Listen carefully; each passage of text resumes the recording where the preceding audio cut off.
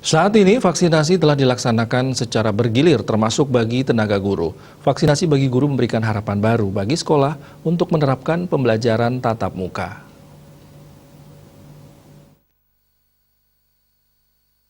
Vaksinasi bagi tenaga guru saat ini sudah masuk dalam tahap pendataan.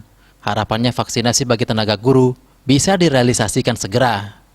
Hal tersebut memberikan harapan bagi pihak sekolah untuk melaksanakan pembelajaran tatap muka.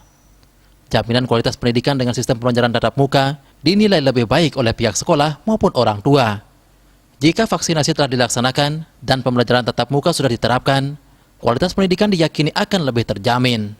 Sistem pembelajaran daring ini menemui berbagai hambatan, seperti minimnya fasilitas yang dimiliki oleh para peserta didik.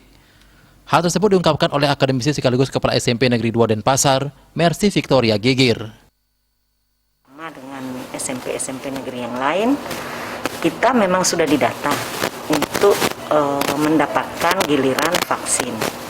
Tetapi sampai saat ini memang belum terjadwalkan dan ada harapan informasi baru dari pihak Dinas Pendidikan Kota Denpasar yang mana kita diminta bersiap-siap sebelum akhir Maret.